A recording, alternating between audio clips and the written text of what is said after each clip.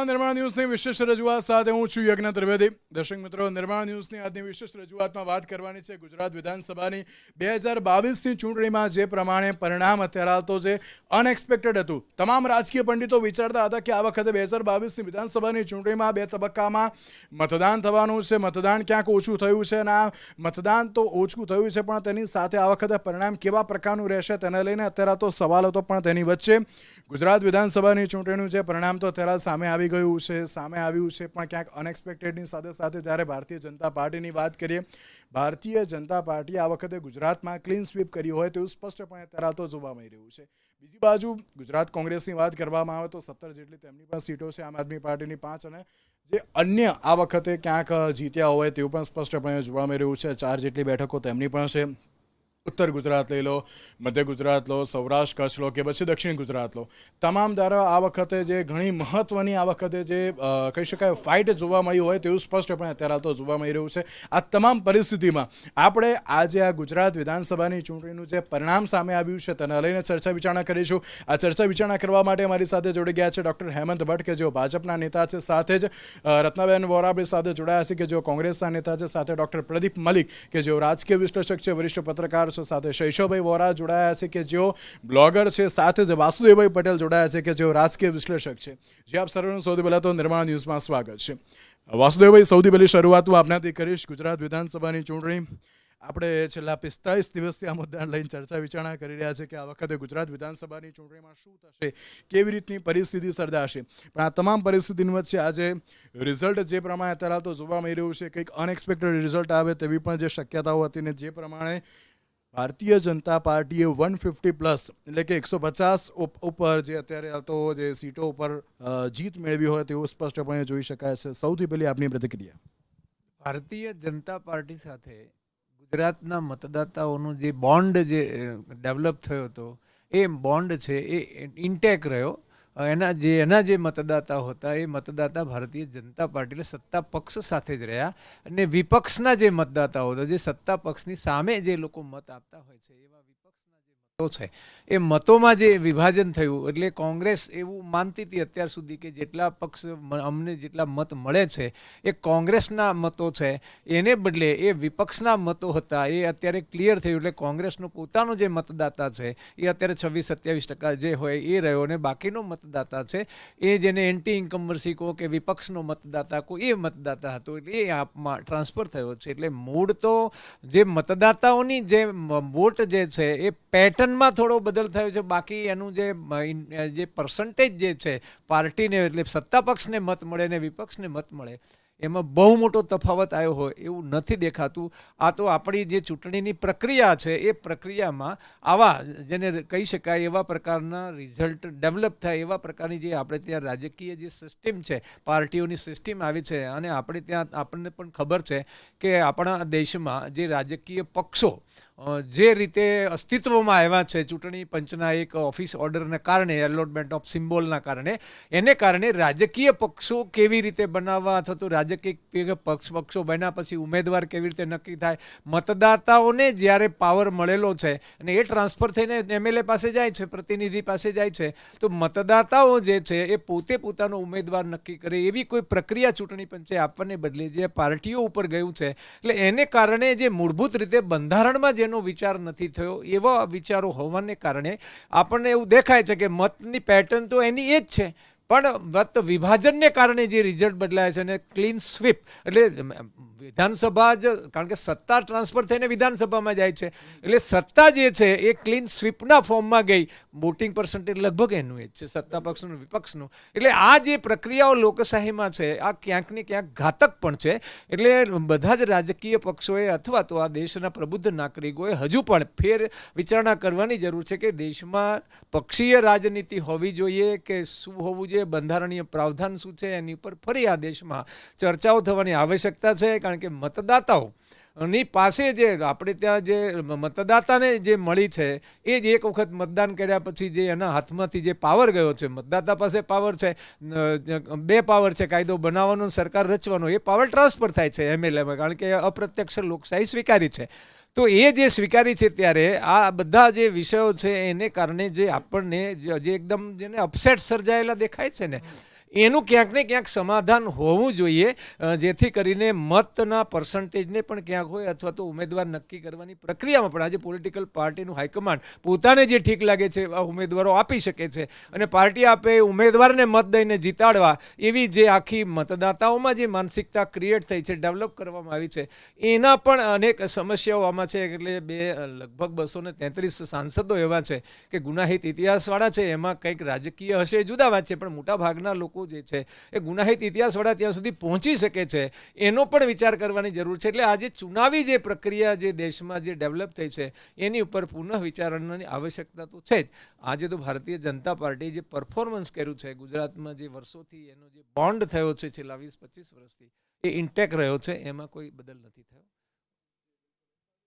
ગુજરાત વિધાનસભાની ચૂંટણીની વાત કરતા હોઈએ. ગુજરાત વિધાનસભાની ચૂંટણીમાં જે પ્રમાણે ક્લીન સ્વીપ આ વખતે ભારતીય જનતા પાર્ટીનું જોવા મળી રહ્યું છે, પ્રદીપભાઈ, કઈ રીતે આપ આ ક્લીન સ્વીપને જોઈ રહ્યા છો? કારણ કે 150+ ની આપણે પહેલાં પણ જે ચર્ચા થઈ હતી એ જ પ્રમાણે આ વખતે ફરી એકવાર જોવા મળી રહ્યું છે.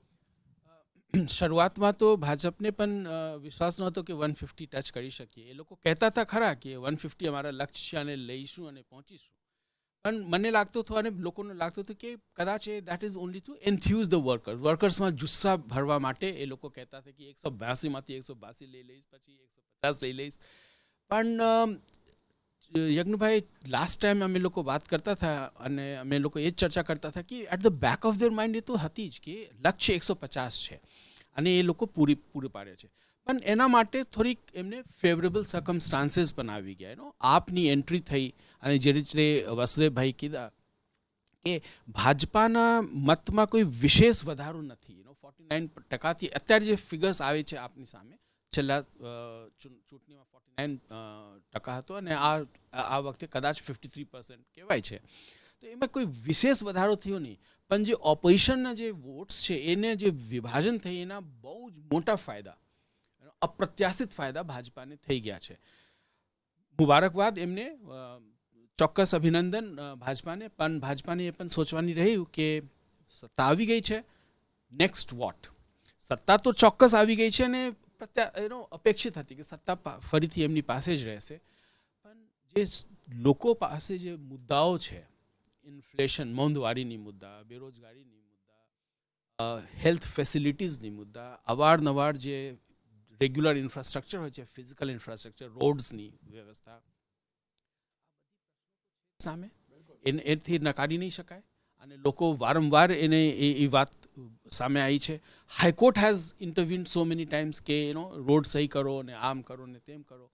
તો એ વાતો તો છે. સૌથી અભિનંદન ભાજપાને, પણ એ લોકોને they have to do sum internal thinking કે કઈ રીતે વધારે સારા શાસન આપી શકીએ, લોકોને સારા ગવર્નન્સ આપી શકીએ. લોકો મન મૂકીને વોટ આપી છે, રાઈટ. 156 અપ્રત્યાશિત, અનપ્રેસિડેન્ટેડ ગુજરાતના ઇતિહાસમાં 82 વર્ષ 1960 થી અત્યાર સુધીમાં અનપ્રેસિડેન્ટેડ. આ જે વિશ્વાસ છે એને જાળવી રાખો. અને કઈ રીતે તમે જાળવી કરી શકો? જ્યાં સુધી તમે આનાથી વધારે સારા ગવર્નન્સ નહીં આપો. ઓનલી બિલકુલ જી બિલકુલ. એક બાજુ ક્યાંક સવાલ એ જ અત્યારે હતો કે જ્યારે ગુજરાત વિધાનસભાની વાત કરીએ ને, મુદ્દા ઘણા બધા હતા, પ્રચાર ઘણા બધા મુદ્દાએ જોવા પણ મળ્યો, પણ પરિસ્થિતિ કંઈક અલગ જોવા મળી અને ક્યાંક આપણે જે ચર્ચા કરતા હતા ને કે આ વખતે રિઝલ્ટ પણ કંઈક અલગ જ આવશે, શૈશવભાઈ, એ રીતનું રિઝલ્ટ જોવા મળ્યું છે. બિલકુલ. એટલે આપણે આપણા યંગસ્ટર્સની ભાષામાં કહીએ ને તો ધબધબાટી બોલાવી દીધી. ના આવ જોયો ના તાવ જોયો, ગમે તેને. એટલે મતપેટીઓ, જૂની ભાષામાં કહીએ તો મતપેટીઓ છલકાવી દીધી, એ ફક્ત ભાજપ ભાજપ ભાજપ એમ. એટલે પણ એના માટે મેં આજનું સ્ટેટસ નાખ્યું છે કે ભાજપવાના મૂડમાં નથી. એટલે નરેન્દ્રભાઈની મહેનત પુષ્કળ હતી અને કામ લાગી ગઈ છે. રામના નામે પથરા તરે, રામ ડૂબી જાય, પણ રામના નામે પથરા તર્યા છે અને આપણને અત્યારે રિઝલ્ટમાં દેખાઈ રહ્યું છે કે જેને ક્યાંક છાના સ્વરે પથરા ગણતા હતા કે આ ડૂબી જાય તો સારું, એ ડૂબવા જેવા પથરા પણ આજે તરી ગયા છે. એટલે આવું બધું ઘણું થયું છે, મજાનું છે, આગળ આવતું રહેશે. અચ્છા, અહીંયા એક બીજી વાત એ કરીશ કે 49%માંથી જે 53% થયા કે 54%ની આજુબાજુ થયો, 4% વોટશેર વધ્યો છે. એ વોટશેર કોનો વધ્યો એની પાછળ પંડિતો અત્યારે પાછળ પડ્યા છે કે આ 4% કોણ છે. તો હું એવું માનું છું કે આ જે 4% છે ને એ છેલ્લા 5 વર્ષની અંદર 18 વર્ષના થયા છે ને બાળકો છે. એટલે 53 વર્ષનો છું એટલે હું બાળક કહી શકું એ લોકોને, કે એ છોકરાઓ જે છે નાના, કે જેને અત્યારે સોશિયલ મીડિયા છે, જેની પાસે બીજું બધા ઘણા સાધનો છે, કે જેના થકી એ લોકોને ખબર પડે છે કે શું ચાલી રહ્યું છે, અને એના પછી એ લોકો એક પોતાનું ઓપિનિયન એટલે કે મત ક્રિએટ કરતા હોય છે, અને પછી એ જે આંગળીથી પેલો બટન દબાવવા માટે ગયા. એટલે આ જે નાના નાના જે છોકરાઓ છે ને એ નવા જન્મેલા છોકરાઓ છે, કેમ કે અમારી જેવા જે 50 વર્ષના થયા 70s બોર્ન છે એ લોકોએ તો 85ના તોફાનો જોયેલા છે. એટલે એના માટે એક વાક્ય બહુ કાફી હતું કે કર્ફ્યુ નથી, કેમ કે અમે કર્ફ્યુમાં બહુ ભર્યા છીએ, ઘણું બધું જોયું છે, ના જોવાનું જોયું છે, આખું પ્રેસ બળતું જોયું છે, ધડધડ કરતું બળતું હતું, અને જે પ્રેસની જે હાલત હતી એટલે અમને કશું ભૂલી શકાય એવું નહોતું. 15-16 વર્ષના હોઈએ અને એ સમયે જે કંઈ યાદ રહેતું એ રહે જ, પછી લાઈફ ટાઈમ રહે. એટલે એ જે ઘટના હતી એ પણ યાદ હતી. એટલે અત્યારે અમે એટલે ઓફકોર્સ આધેડમાં જઈએ એટલે આધેડ અને વૃદ્ધ આ બે છે એ લોકોને પેલું 85 વાળું ફેક્ટર ગમી ગયું. અને જે નવા છોકરા છોકરીઓ છે એમને બીજેપીનું જે સોશિયલ મીડિયા સેલ હતું એને બહુ પ્રેમથી લપેટી લીધા કે ચલો હવે આવો અમારી સાથે. એટલે આ બહુ જ સરસ રીતે એક આખું પેકેજ તૈયાર કરી અને આ લોકો લડવા માટે નીકળેલા. સામે પક્ષે એવું હતું કે કોંગ્રેસમાં કશું એટલે કંઈ જ નહીં, એમ કાંઈ કશું તમને કોઈ કોંગ્રેસનું કોઈ 2-4 જણા આવીને બૂમ કરી જાય, કે કોઈ નેતાઓ તરફથી ક્યાંય એવું મોટું કોઈ કે જેને વિરોધ થવો જોઈએ કોઈ પણ વાતનો. ઘણા બધા મુદ્દા એવા આવ્યા જેમ કે પેપર ફૂટ્યા, આટલા બધા પેપર ફૂટ્યા, તમને ચાન્સ મળ્યો હતો, અને એકદમ એટલો જબરજસ્ત ચાન્સ હતો કે આખું યુદ્ધ ગુજરાતનું એમાં ઉકળી ઉઠેલું હતું. અને એને જો તમે એન્કેશ ના કરી શકા, રાજકીય પાર્ટીઓએ કે એન્કેશ કરવો જ જોઈએ, એમનો ધર્મ છે, અને એવા મુદ્દા ઉપાડીને તમે કંઈ ના કરી શકો કે તમે એમાં આગળ જઈને કંઈ ઉપાડી ના, એટલે આમાં કંઈ જ ના થયું પ્રેક્ટિકલી. એટલે પેલું કહેવાય ને કે નહીં સુપ્તસ્ય સિંહસ્ય પ્રવિશંતિ મૃગા, એટલે સૂતેલા સિંહના મોઢામાં અરણ આવતું નથી. અને અહીંયા આ બાજુ પ્રધાનમંત્રીશ્રીએ તો કશું બાકી જ નહોતું રાખ્યું. છેલ્લે જે હતું એમાં 2 રોડ શો કર્યા, એટલે અમદાવાદથી ગાંધીનગર, અને બાકી હતું એ બધા મીડિયાએ કવરેજ એટલું બધું એ રોડ શોને આપી દીધું કે એ છેલ્લી મિનિટનો જેને કહેવાય ને કે સપાટો બોલાવી દીધો, આપણે બીજી ભાષામાં કહીએ તો એ સપાટો એમણે બોલાવી દીધો ને મતપેટીની અંદર આપણને દેખાયું કે આ સપાટો બોલ્યો. અને પહેલાં બી આપણે અહીંયા આ જ મંચ ઉપરથી અહીંયાથી આપણે કહીએ છીએ કે બ્રાન્ડ મોદી, બ્રાન્ડ નરેન્દ્ર મોદી. હવે એનું બ્રાન્ડિંગ જબરજસ્ત રીતે થયેલું છે. જેમ આ લોકોએ બ્રાન્ડ ઇન્દિરા ગાંધી ડેવલપમેન્ટ કરી હતી, અને એ બ્રાન્ડ ઇન્દિરા ગાંધી એમના અપમૃત્યુ પછી જે રાજીવ ગાંધીને ફળી હતી, કે એમાં જે લોકસભામાં જે સીટો આવી હતી, આજે નરેન્દ્ર મોદીને જીવતે જીવત ફળી છે આજે જે કહેવા જઈએ તો. અને એટલે હવે આ જ્યારે લેન્ડસ્લાઇડ વિક્ટરી હોય એટલે તમે એમ કહી શકો કે ઉત્તુંગ શિખરના શિખર ઉપર તમે પહોંચી ગયા છો. એટલે હવે તો અત્યારે આપણે અમદાવાદી ભાષામાં કહીએ તો અમદાવાદવાળાને માઉન્ટ આબુ બહુ ગમે, અને માઉન્ટ આબુના ગુરુ શિખર પર તો તમે પહોંચ્યા છો, પણ એકલા ગુરુ શિખર ઉપર નહીં, પેલા ઘંટ ઉપર ચડી ગયા છો. અત્યારે તો એની ઉપર ચડી જાઓ ને એટલી તમને મેજોરિટી મળી છે. એટલે હવે નીચે કેવી રીતે ઉતરવું છે ને એ આપણે નક્કી કરવાનું છે, કેમ કે નવું શિખર હવે આનાથી મોટું શિખર 182 છે. એટલે એના માટે એ તમારે આબુથી ઉતરી અને પછી એવરેસ્ટ સુધી જવું પડે. એટલે એ અઘરો રસ્તો છે. પણ હવે આ જગ્યાએ પહોંચ્યા પછી, હા બહુ લાંબો રસ્તો છે. એટલે આ જગ્યાએ પહોંચ્યા પછી આ પ્રકારની બીજી જે વિક્ટરી છે હું આવનારા ગુજરાતના ઇતિહાસમાં કદાચ 50 વર્ષમાં નથી જોતો. પણ હવે જે છે એ જવાબદારીઓના પાર નથી, એમ ડુંગરા છે. હું પહેલાં બી કહી ચૂક્યો છું કે રિવરફ્રન્ટ પર તમે રિવરફ્રન્ટ બનાવ્યો, બહુ સરસ બનાવ્યો, એની ઉપર ફૂટ ઓવરબ્રિજ બનાવ્યો, બહુ સરસ બનાવ્યો, પણ મારું સી પ્લેન ક્યાં છે મને ખબર નથી. એટલે મારે સી પ્લેનમાં બેસવાનું બાકી રહી ગયું છે, અને મારે બેસવું જ છે. બરાબર, મારે બુલેટ ટ્રેનમાં બેસવું છે. બુલેટ ટ્રેનનું કામ પૂરજોશમાં ચાલે છે, પણ બુલેટ ટ્રેનમાં બેસવા એટલે શેર કરવા માટે તો હું શેર કરી ચૂક્યો છું, જાપાનમાં કરી ચૂક્યો છું, ચાઇનામાં કરી ચૂક્યો છું. મારે કામથી નરીમાન પોઈન્ટ જવું છે, મારા પોતાના કામથી, મારા ધંધાના અર્થે મારે નરીમાન પોઈન્ટ જવું છે અને પાછા આવવું છે. એના માટે મારે બુલેટ ટ્રેનનો ઉપયોગ કરવો છે. એટલે મને આ વસ્તુનું એક કમિટમેન્ટ જોઈએ છે કે I wanted to C everything in my life. આજે કરીશું, કાલે કરીશું, પરમ દિવસે કરીશું નહીં, વાયદા નહીં, કોઈ પણ જાતના વાયદા નહીં. હવે કાયદા અને ફાયદા આ 2 જ વસ્તુ અમારે જોઈએ છે. એટલે ડેવલપમેન્ટ થાય છે. અમદાવાદની અંદર તમે રિવરફ્રન્ટ બહુ સરસ કર્યો, પ્લોટો ખુલ્લા પડેલા છે, વેચાતા નથી, ત્યાં સ્કાયલાઇન ઊભી થતી નથી. એ સ્કાયલાઇન મારે અમદાવાદની જોઈએ છે. આજે અમદાવાદમાં ઉપર ચડીને હું જોઉં છું કોઈ હાઈ રાઇઝના 14-15 માળના બિલ્ડિંગ, 16 માળના બિલ્ડિંગના ધાબા ઉપર કે કોઈના ટેરેસ ગાર્ડન ઉપરથી આપણે ઉપરથી જોઈએ તો બહુ બીક લાગે, કેમ કે મારા જેવા માણસે જેણે બહુ બધા મહાનગરો જોયા છે, શાંઘાઈએ જોયા, અને હોંગકોંગે જોયા, અને પેરિસે જોયા અને એટલે બહુ બધું છેક સુધી બધું જોયેલું છે. તો આપણને એમ લાગે બહુ ગરીબ છું, હું બહુ ગરીબ છું. એટલે મારી જે આ જે ગરીબી છે ને, પેલી તમારી ગરીબી નથી. એટલે આપોઆપ જો એક ઉપરના લેવલે જો પૈસો આવશે તો નીચે જતો જ રહેવાનો છે અને ગરીબી આપોઆપ દૂર થવાની છે. એ જે ગરીબી છે એ છે જ, એનો હું સ્વીકાર કરીને ચાલું છું અને માટે મેં આ દેશને પ્રાધાન્ય આપ્યું છે અને હું અહીંયા રહ્યો છું. એટલે આ જે મને અહીંયા રહેવાનો અફસોસ ના થવો જોઈએ એ અપેક્ષા હું એક જ વ્યક્તિ પાસેથી રાખી શકું છું અને એ કદાચ અપેક્ષા પૂર્ણ કરવા માટે પણ એ વ્યક્તિ સમર્થ છે માટે રાખેલી છે અને દેટ ઇઝ નરેન્દ્ર મોદી. અપેક્ષાઓ તો ઘણી બધી છે અને અપેક્ષાઓની સાથે રત્નાબેન ક્યાંક પરિવર્તનની વાત કરી હતી કે 125+ સીટો લાવીશું, પરિવર્તન લાવીશું અને ગુજરાતની જનતાએ અમને જ અત્યારે તો સાથ સહકાર આપ્યો છે, અમને જ આશીર્વાદ આપશે એવી વાત પણ કરી હતી. પણ કંઈક અલગ જ પરિસ્થિતિ જોવા મળી. 125+ સીટો નહીં પરંતુ માત્ર 17 આવીને અત્યારે કોંગ્રેસ અટકી ગઈ છે. પરિવર્તન કેમ ન થયું તેની પાછળના કારણો આપના અર્થે કયા જોવા મળી રહ્યા છે? જો સૌથી પહેલાં તો આપના ટીવી ચેનલ માધ્યમથી હું ભાજપને અભિનંદન આપું છું, મારા તરફથી ને મારા પક્ષ તરફથી પણ. પરંતુ જે વાત છે પરિવર્તનની, ખરેખર અમે લોકો પરિવર્તન તરફ જ જઈ રહ્યા હતા. અમે લોકો જે સમાજના મુદ્દાઓ હતા, જે સામાન્ય મધ્યમ વર્ગને લાગતા મુદ્દાઓ હતા, એ બધા મુદ્દાઓને લઈને અમે અમારી વાત ચાલુ કરી હતી અને અમારા જે પ્રચાર હતું એ પ્રચારમાં પણ જે પ્રજાના પ્રશ્નો હતા એ પ્રજાના પ્રશ્નો અમે લઈને ગયા હતા.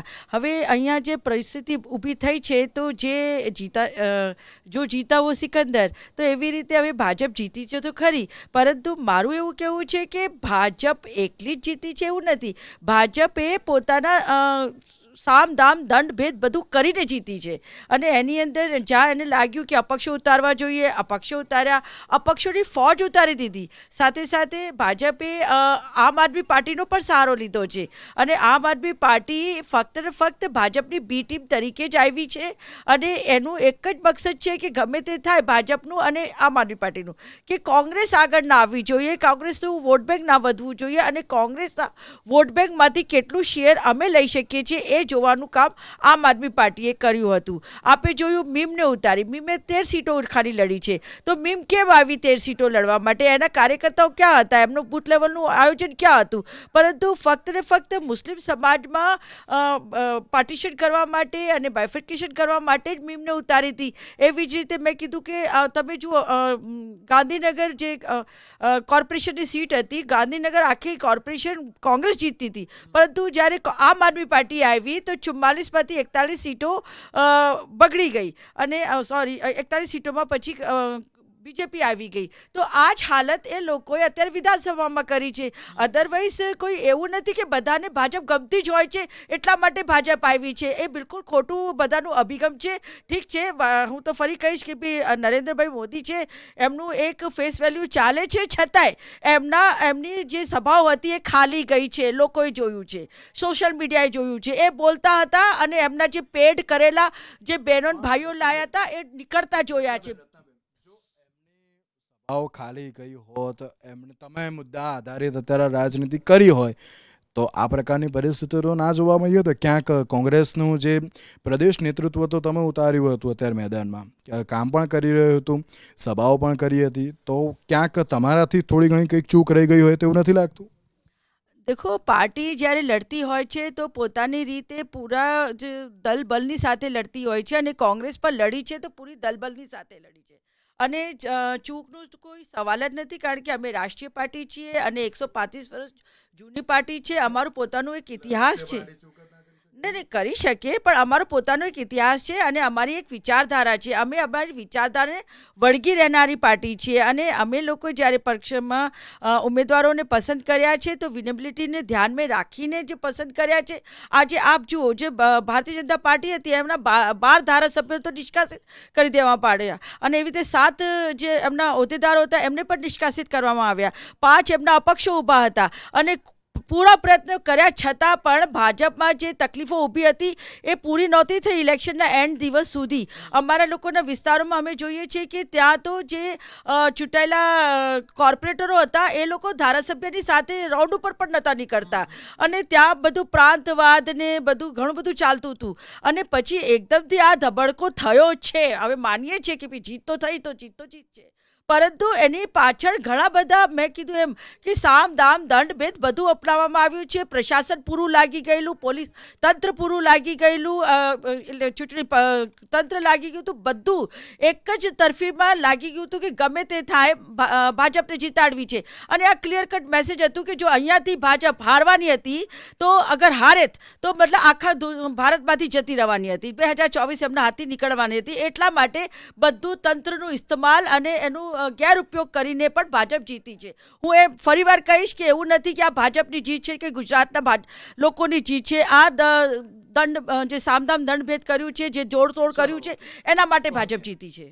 ક્યાંક જે આક્ષેપો આ વખતે પણ એ જોવા મળી રહ્યા છે કે ભારતીય જનતા પાર્ટી આટલી બધી બી ટીમો ઉતારી દીધી એટલા માટે આ પ્રકારની પરિસ્થિતિ સર્જાઈ છે.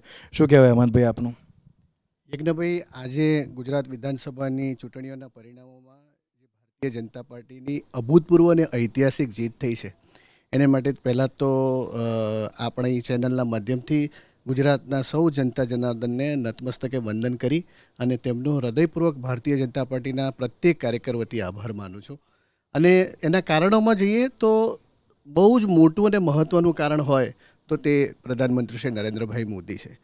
નરેન્દ્રભાઈ પ્રત્યેક ગુજરાતીના ગૌરવ અને સ્વાભિમાનના પ્રતીક છે. આજે કોઈ પણ ગુજરાતી ગુજરાતમાં, ભારતમાં કે વિદેશમાં જ્યારે કોલર ઊંચો રાખીને ફરે છે ને ત્યારે એની પાછળનું એક સબળ કારણ હોય તો એ નરેન્દ્રભાઈનું વ્યક્તિત્વ અને નરેન્દ્રભાઈના કાર્યકલાપો છે. નરેન્દ્રભાઈએ ગુજરાત માટે જે અથાગ પરિશ્રમ કર્યો છે એ પ્રત્યેક ગુજરાતીએ તેની સગી આંખે જોયો છે. પ્રત્યેક ગુજરાતીએ જોયું છે કે નરેન્દ્રભાઈએ મુખ્યમંત્રી પદનો કાર્યભાર સંભાળ્યા પછી 2001થી ચાહે ઉત્તર ગુજરાતની સુજલામ સુફલામ યોજના હોય, સૌરાષ્ટ્ર કચ્છની સૌની યોજના હોય, જ્યોતિર્ગ્રામ યોજનાથી 24 કલાક વીજળી પહોંચાડવાની હોય, સરદાર સરોવર ડેમ માટે 51 કલાકના ઉપવાસ કરવાના હોય અને પ્રધાનમંત્રી થયા પછી 17 દિવસમાં સરદાર સરોવર ડેમ ઉપર ડેમના દરવાજા મૂકવા માટેની મંજૂરી આપવાની વાત હોય. નરેન્દ્રભાઈ હંમેશા ગુજરાતની ચિંતા કરતા રહ્યા છે. એને મંજૂરીની મોહર ગુજરાતની પ્રજાએ માંડી છે. અને બીજી વસ્તુ, ગુજરાતમાં ભારતીય જનતા પાર્ટીના 7મી વખત આ જ્યારે વિજય થઈ રહ્યો છે ત્યારે પ્રો ઇન્કમ્બન્સી કેટલી છે કે 49% વોટ શેર વધીને 53% થાય છે. તમારો વોટ શેર ઘટતો નથી. તમારી સામે સતત નકારાત્મક રાજનીતિ થઈ છે. નકારાત્મક રાજનીતિનું સૌથી મોટું ઉદાહરણ મારા પ્રતિપક્ષ તરીકે કોંગ્રેસને માટે મને એટલા માટે કહેવાનું મન થાય, કોંગ્રેસ એ દિવસથી ચૂંટણી હારી ગઈ હતી જે દિવસે તેમના રાષ્ટ્રીય પ્રમુખ જેણે ગુજરાતની સરદાર સરોવર ડેમની યોજનાનો વિરોધ કર્યો હતો એવા મેધા પાટકરને ખભે હાથ મૂકીને ભારત જોડો યાત્રામાં દ્રશ્યમાન થયા. એ દિવસે પ્રત્યેક ગુજરાતીને એવું થઈ ગયું કે જે બહેનના લીધે અમારી સરદાર સરોવર યોજના 20-25 વર્ષ અટકી રહી, જે બહેનના લીધે થઈને વર્લ્ડ બેન્કે સરદાર સરોવર યોજનાને આર્થિક સહાય આપવાનું બંધ કર્યું, એ બહેનને ગળે લગાડીને જે પાર્ટી ફરે છે એ ગુજરાતનું શું ભલું કરવાની? બહુ સૌથી નકારાત્મક રાજનીતિનું એ મોટામાં મોટું દ્રષ્ટાંત હતું. અને એ પછી જે નરેન્દ્રભાઈ પ્રત્યેક ગુજરાતીના ગૌરવ અને લાગણીના પ્રતીક છે, એમને તમે રાવણ કહો, નરેન્દ્રભાઈને તમે ગમે તે શબ્દો બોલો, એ નરેન્દ્રભાઈને ગમે તે શબ્દો, અહીંયા જે ત્રીજી પાર્ટી આવી હતી એના એક પ્રમુખ નેતા છે, એમના અગાઉના કેટલાય વિડીયો રેકોર્ડિંગમાં જે પ્રમાણે એમનું અપમાન કરે, નરેન્દ્રભાઈનું એમની માતાનું અપમાન કરે, કોઈ ગુજરાતી ક્યારેય આ સાંખી લેવાનો નથી. એટલે સૌથી સબળ કારણ એ હતું. મને એમ થાય કે જે પણ પાર્ટીઓ કોંગ્રેસ સિવાયની આ ગુજરાતના રાજકારણમાં આ વખતે ચૂંટણી લડવા આવી હતી, એમણે જે પ્રમાણે વાયદા કર્યા હતા એમાં ભારતીય જનતા પાર્ટીની બી ટીમ તરીકે તેમને કહેવા એ ગુજરાતની પ્રજાની સમજનું, એના શાણપણનું અપમાન ગણાશે. ગુજરાતની જનતાએ બતાવી આપ્યું કે ગુજરાતને ફ્રીબીઝ પસંદ નથી, મફતની રેવડી પસંદ નથી, એને મહેનત કરવી છે, એ ઉદ્યમી છે, એ મહેનત કરશે અને પોતાના હકનું માગશે. અને પોતાના હકનું ભારતીય જનતા પાર્ટીની રાજનીતિમાં એના 2 દાયકાના શાસનમાં સુખ, શાંતિ અને સલામતી સાથે એને મળ્યું છે, એની મંજૂરીની મોહર મારી છે. જે રીતે ગુજરાત વિધાનસભાની ચૂંટણીના પરિણામ તો અત્યારે સામે આવ્યા છે, પરિણામની સાથે સાથે કંઈક અલગ જ પરિસ્થિતિ જોવા મળી છે. આ મુદ્દાને લઈને ચર્ચા વિચારણા યથાવત રાખીશું, પરંતુ તેની પહેલા સમય થયો છે એક વિરામનો.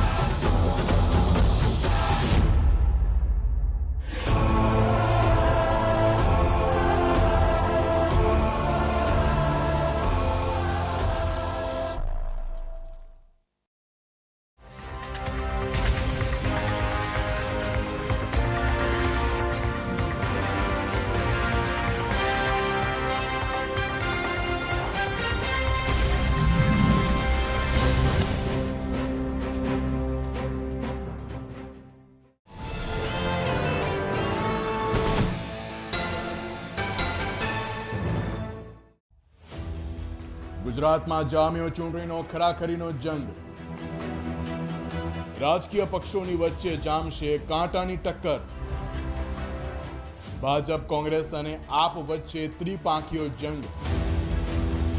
ભાજપનો ભગવો લહેરાશે કે કોંગ્રેસના પંજાનો પાવર દેખાશે કે પછી આપનું જાડું ફરશે? જુઓ ગુજરાતના રાજકીય સંગ્રામની ચર્ચા માત્ર 0 અવર કાર્યક્રમમાં. રોજ રાત્રે 8:30 કલાકે અને પુનઃ પ્રસારણ 10:30 કલાકે માત્ર નિર્માણ ન્યૂઝ પર.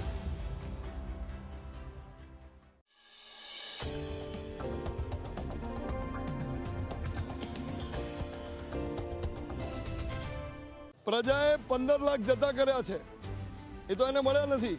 પ્રજાએ 72,000 12 મહિનાના જતા કર્યા છે, એ નથી જોઈતા. પણ પ્રજા હવે ઈચ્છે છે ને પૂછે છે કે અમારું જીવન સુખમય રહે, શિક્ષણ સસ્તું બને, મોંઘવારી નીચે આવે, અમારા બધાની રોજગારી ઊભી થાય, યુવાનોને રોજગારી મળે અને એ બધી રોજગારીમાં સેલરી સેટિંગવાળો નહીં પણ સેલરી જીવન સરળ રહે એવો મળે, આરોગ્ય સેવાઓ સસ્તી થાય, શૈક્ષણિક સંસ્થાઓ ગરીબના બાળક ભણે એવી સગવડ પૂરી પાડે. આ બધું પ્રજા પૂછે છે. નિહાળો નિર્માણ ન્યૂઝ પર શનિવારે સાંજે 37 કલાકે અને રવિવાર સાંજે 37 કલાકે.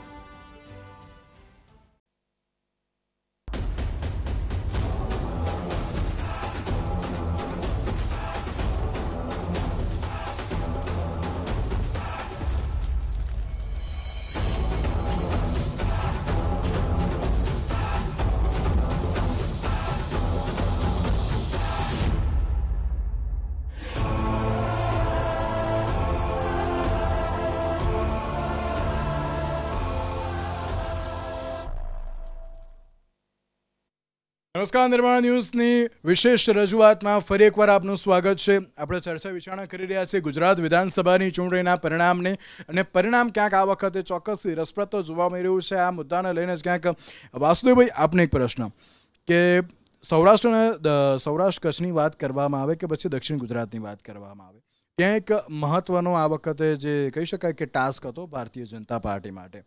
કારણ કે સૌરાષ્ટ્ર કચ્છ એ કોંગ્રેસનો ગઢ ગણાતો હતો. તે કોંગ્રેસના ગઢમાં ગાબડું કેવી રીતે પાડવું તેને લઈને ક્યાંક ચર્ચાઓ જોવા મળતી હતી, પરંતુ ત્યાં પણ ક્યાંક થોડું ઘણું ક્લીન સ્વીપ જોવા મળી રહ્યું છે. દક્ષિણ ગુજરાતમાં ઘણી બધી સીટ ઉપર ત્રિપાંખીયો જંગ જોવા મળતો હતો, અને આ ત્રિપાંખીયા જંગમાંથી પણ ધરાવતો જે બહાર આવવા માટે ત્યાં પણ ક્યાંક ભારતીય જનતા પાર્ટીને જીત અપાવવા માટે તૈયારીઓ ઘણી બધી કરવામાં આવી હતી, અને આ વખતે એ જ પરિસ્થિતિ જોવા મળી છે. વાસુભાઈ, આપ સૌરાષ્ટ્ર કચ્છ અને દક્ષિણ ગુજરાતમાં જે પ્રમાણે ક્લીન સ્વીપ જોવા મળી રહી છે, આપ તેને કઈ રીતે જોઈ રહ્યા છો? વાત જે છે એ વાત એવી છે કે Bharatiya Janata party vote share intake, Bharatiya Janata પાર્ટીનું શીર્ષસ્થ નેતૃત્વ આ વિષયને સુચારુ રૂપે સારી રીતે જાણતું હતું કે એની સાથે જે એટેચ થયેલો મતદાતા છે એ એની સાથે જ રહેવાનું છે. કારણ કે છેલ્લી 4-5 ચૂંટણીઓનું તમે જુઓ તો એનો જે વોટ શેર જે છે, ઓવરઓલ વોટ શેર જે ઘટે છે એમાં જેટલા છૂટા પડે છે એટલા જ ઘટે છે. બાકી સામે ભારતીય જનતા પાર્ટીનો મતદાતા છે એ તો નિષ્ક્રિય થાય છે, મત દેવા કદાચ નથી જતો પણ એ સામે મત આપી શકે એવી એની માનસિકતા જ નથી. એટલે જે બોન્ડ હિન્દુત્વના નામે જે બોન્ડ થયેલો હતો એને અંદાજે જ હતો. અને આ થર્ડ ફોર્સ આવવાને કારણે જે કંઈ વિભાજન થવાનું હતું એ વિભાજન જે છે એ વહીવટના આધારે અથવા તો પછી જે વિષય વિકાસનો અથવા તો રાષ્ટ્રીયતાનો જે મુદ્દા જે ડેવલપ થયા અને સામે રેવડીનો મુદ્દો ડેવલપ થયો, એની પાછળનું કારણ જ એવું હતું કે વહેંચાશે તો ક્યાં વહેંચાશે. તમે જુઓ, આપના મુદ્દાઓ અને કોંગ્રેસના મુદ્દાઓ તમે એને સરખાવશો તો લગભગ તમને બે સરખા દેખાશે. કારણ કે બંનેનો આખો જે વિષય છે એ પરિવારમાં જે આર્થિક જે વિટંબણાઓ ઊભી થઈ છે એને નિવારણ માટેનો આખો વિષય હતો. એટલે વિભાજન જે કંઈ થવાનું છે, જે બોન્ડ હિન્દુત્વના નામે જે બોન્ડ થયો છે એ મતનું વિભાજન થવાનું, એટલે એ જે વિભાજન ના થયું અને આ જે છે પરિવારની સમૃદ્ધિવાળું જે છે એ વિભાજન થયું કોંગ્રેસમાં અને આપમાં. એટલે કોંગ્રેસ જે માનતું હતું અથવા તો સાધારણ રીતે વિપક્ષનો મત જે છે એક જ કોંગ્રેસ હોવાને કારણે કોંગ્રેસનો મત છે એવું મનાતું હતું, એની જગ્યાએ એ જે ભાગ પડ્યા એના જ એ અસર છે સૌરાષ્ટ્રમાં છે, દક્ષિણ ગુજરાતમાં પણ છે, એવી રીતે ઉત્તર ગુજરાત ને મધ્ય ગુજરાતમાં પણ આવી છે. એટલે સ્વીપ થવાનું જે કારણ છે એ મતોનું વિભાજન છે. અને તેમ છતાં પણ ભારતીય જનતા પાર્ટી પાસે જીતનો મત આજે પણ છે. એટલે એ જીતવાની, એટલે સરકાર તો કદાચ આ સ્પ્લિટ ના થયો હોત તો પણ કદાચ સરકાર પાતળી બહુમતીથી પણ સરકાર તો એની જ બનવાની સંભાવના હતી, કારણ કે એની પાસે આજે પણ, અને એ હકીકત છે, જમીની હકીકત છે કે એનો જે બોન્ડ થયો છે મતદાતા સાથેનો આજે પણ ઇન્ટેક્ટ છે. અને એ છે ને આ નશાવાળી ચીજ છે, અને નશો ઉતરતા હંમેશા વાર લાગતી હોય છે.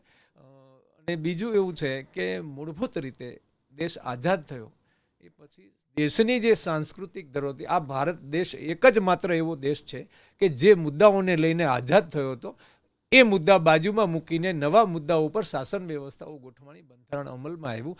એટલે જે કોક દિવસ તો આ થવાનું જ હતું, એને થતાં 70 વર્ષ લાગ્યા. આમ તો વહેલું થવાની જરૂર હતી, કારણ કે મતદાતાની જાગૃતિનું જે કામ છે, મતદાતાને લોકશાહી, કારણ કે આપણે ત્યાં તો રાજાશાહી જ રહી હતી, લોકશાહી તો કોઈ જોઈ નથી, અને નિરક્ષરતા એટલી બધી મોટી હતી, જેને કારણે લોકો લોકશાહીને સમજે એમાં સમય લાગવાનો હતો. પણ પહેલેથી જો આ વિષયમાં ધ્યાન અપાયું હોત રાજકીય લોકો મારફતે, મને લાગે છે કે શરૂઆતમાં પાર્ટી નહોતી ત્યારે પણ કરવાની જરૂર હતી. અને ગાંધીજીએ તો કહ્યું પણ હતું કે રાજકીય પક્ષોનું અસ્તિત્વ જ નથી, તમે વીંખી પણ નાખો એમ. પણ કુલ મળીને દેશ, મહર્ષિ અરવિંદે કીધું હતું કે દેશ છે થોડો સમય ખોટા રસ્તા ઉપર ચાલવાનો છે, ક્યાં સુધી ખોટો રસ્તો દેખાય છે ચાલે છે જોવાનું છે, સાચા રસ્તા ઉપર ચડશે એટલે આ દેશ તો આમે દુનિયામાં પહેલેથી આખી દુનિયાનું માર્ગદર્શન કરનારો દેશ રહ્યો છે. ભવિષ્યમાં પણ એ ડેવલપ થઈને ત્યાં જ જવાનો છે. આ ચડતી પડતી છે એ તો ઇતિહાસમાં આ બધું આવ્યા જ કરતું હોય છે. દેશનો મતદાતા જે પ્રમાણે આગળ સમજતો જાય છે, સમજતો રહ્યો છે. અત્યારે તો હજુ ભાવનાત્મક વિષય ઉપર છે, આગામી સમયમાં હજુ પણ આનાથી આગળનું સ્ટેજ આવશે એવી પૂરેપૂરી સંભાવનાઓ છે. એક બાજુ જ્યારે ગુજરાત વિધાનસભાની ચૂંટણીની વાત કરીએ ને, આ વખતે તમામ રાજકીય પક્ષો મેદાનમાં હતા, અને કહેવાય કે આ વખતે લડી જ લેવું છે ગમે તે થાય ભારતીય જનતા પાર્ટીની સામે. પણ ક્યાંક પરિસ્થિતિ અલગ સર્જાઈ, અને પરિસ્થિતિ અલગ સર્જાઈ કારણ કે ગુજરાતમાં બે મહત્વના પક્ષોને, તે છે ભાજપ અને કોંગ્રેસ. આ વખતે ત્રીજા પક્ષની એન્ટ્રી થઈ ગુજરાતમાં, આમ આદમી પાર્ટી, બીજી બાજુ MIM પણ આવી. પણ આ ક્યાંક આ વખતે જે વોટશેર, જે અત્યાર સુધી ક્યાંક રાજકીય પંડિતો પણ અત્યારે તો કહેતા હતા કે ના, વોટશેર માત્ર કોંગ્રેસનો તોડે તેવી શક્યતાઓ હતી. રતાબેન, આપણે સવાલ એ કે જ્યારે ગુજરાત કોંગ્રેસને અત્યારે જે પરિસ્થિતિ જોવા મળી રહી છે, ક્યાંક 17 બેઠક પર અત્યારે તો આવીને અટકી ગયા છે.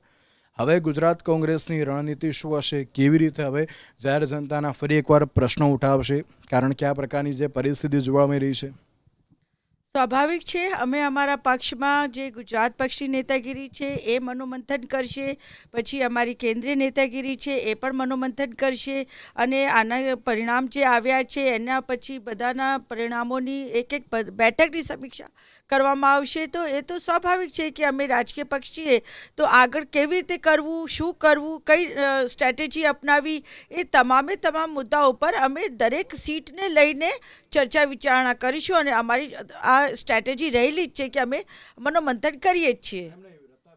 મનોમંથન તો કરવામાં આવશે, પણ તેની સાથે રિઝલ્ટ કેટલું અત્યારે તો યોગ્ય જોવા મળશે, કારણ કે આ પ્રકારની પરિસ્થિતિ તમને ખબર જ હતી કે આમ આદમી પાર્ટી છે, AIM અત્યારે તો આવી છે, ક્યાંક અમને નુકસાન થવાનું જ હતું. પણ હવે કેવી ચર્ચા, કારણ કે હવે કંઈક પરિણામને લઈને અત્યારે તો ચર્ચા થવી અત્યંત જરૂરી છે.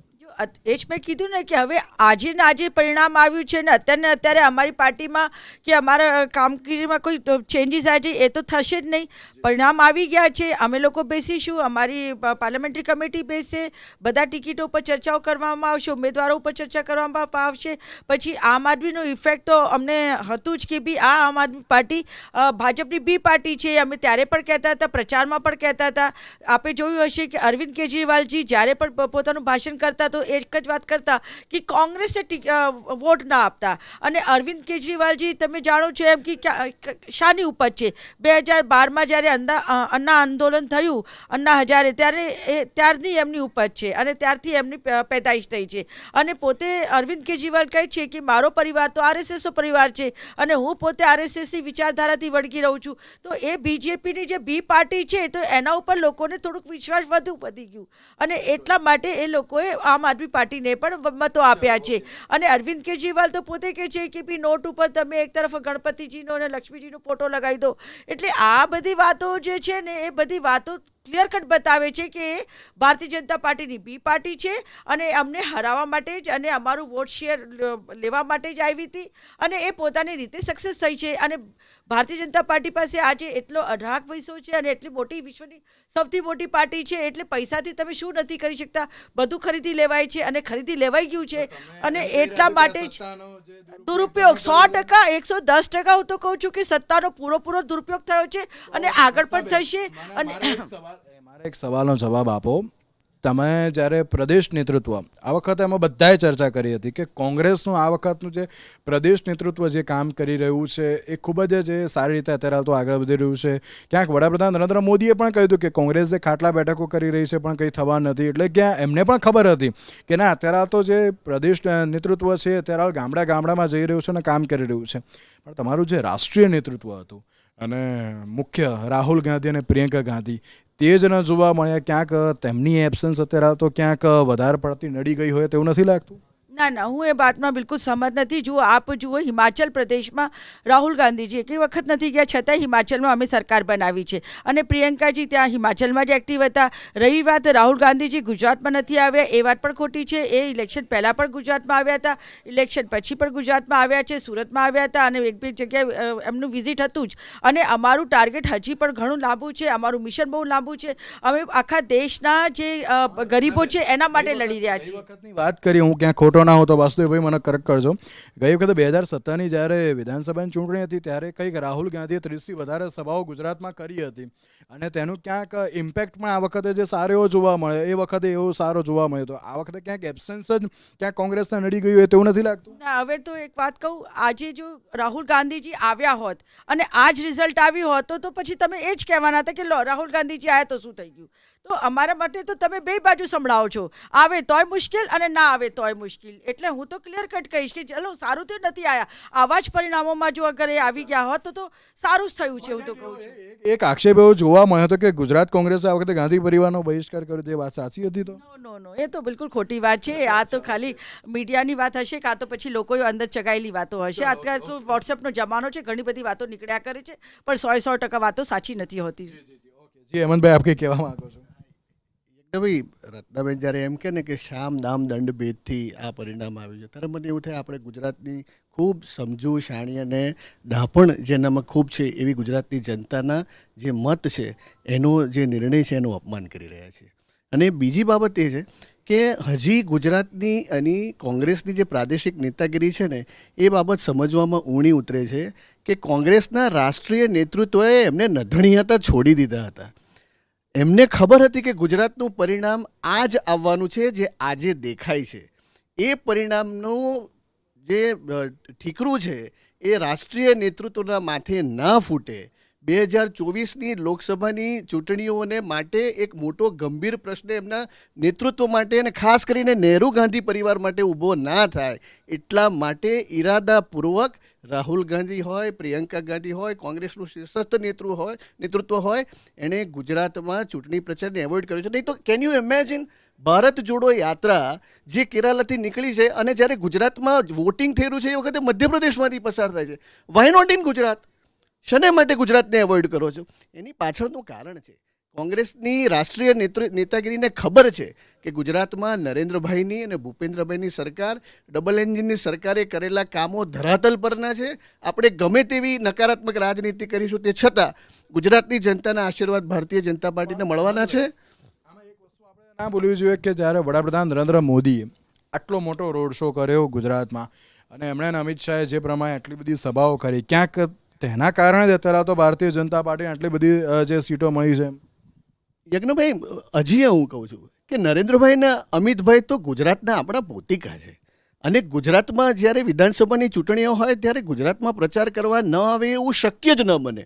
આમે ભારતીય જનતા પાર્ટીનો તો પ્રત્યેક કાર્યકરથી માંડીને શીર્ષસ્થ નેતૃત્વનો એ પ્રમાણેનો વ્યવહાર રહ્યો છે અને એ પ્રમાણેની અમારી વિચારધારા રહી છે કે ક્યાંય પણ જ્યારે પ્રજા સમક્ષ જવાનું હોય ત્યારે પૂરા મનથી અને પૂરા કાર્યભારથી આપણે લોકોની સમક્ષ જવું જોઈએ અને આપણું રિપોર્ટ કાર્ડ રજૂ કરવું જોઈએ.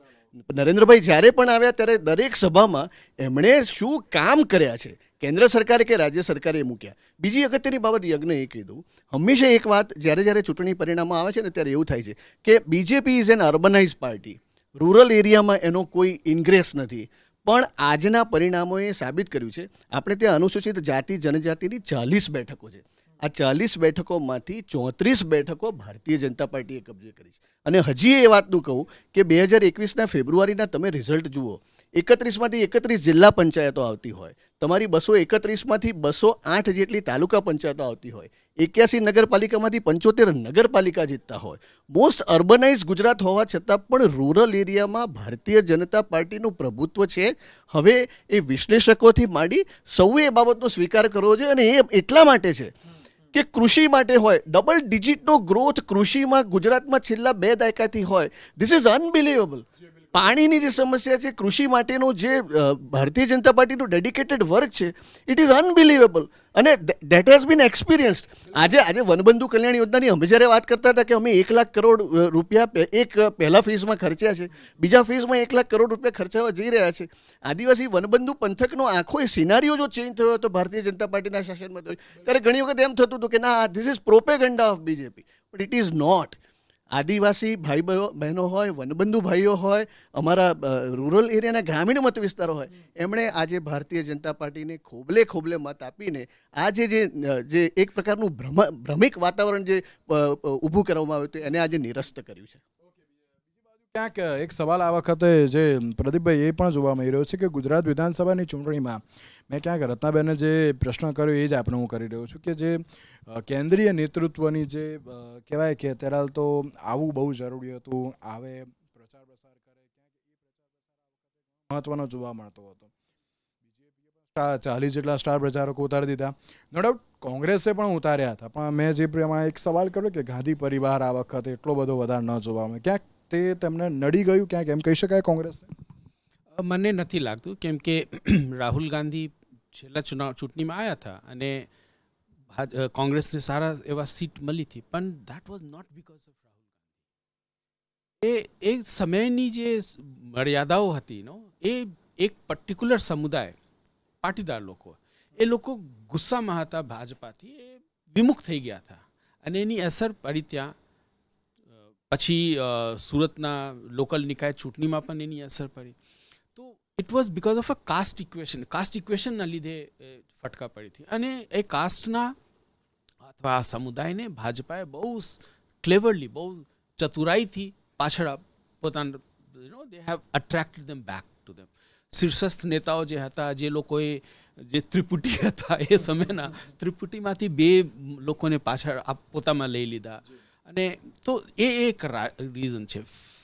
બીજા એ કે એઝ કહેવાય છે કે રાહુલ ગાંધીની જે લોંગ ટર્મ મોટા ગાળાના જે ગોલ્સ છે અને ઇલેક્ટોરલ પોલિટિક્સના જે ટૂંકા ગાળાના ગોલ્સ જે હોય છે, લક્ષ્ય, એ મેચ નથી થતી. અને આ બંનેને જો તમે ઇલેક્ટોરલ પોલિટિક્સમાં છો, ચૂંટણી લક્ષી રાજનીતિમાં છો, તો તમારે એ બંને મેચ કરવી પડે. તમે દેશના નિર્માણ કરો, ચોક્કસ કરો, જોડો. અમે છેલ્લે લાસ્ટ ઓલ્સો આઈ સેડ કે એનાથી સારા એક્સરસાઇઝ શું થઈ શકે કે તમે આખા દેશમાં યાત્રા કરો, લોકોને જોડો, બહુ સારી વાત છે. પણ જો તમે ઇલેક્ટોરલ પોલિટિક્સમાં છો અને તમે એક રાજકીય પક્ષ છો, રજિસ્ટર્ડ પાર્ટી છો ચૂંટણી ઇલેક્શન કમિશન ઓફ ઇન્ડિયા સાથે, તમે ઇલેક્ટોરલ પોલિટિક્સમાં તો ઇલેક્શનના પણ લક્ષ્ય હોય અને એ લક્ષ્ય તમારે 5 વર્ષના અંદર જ પૂરી કરવી પડે.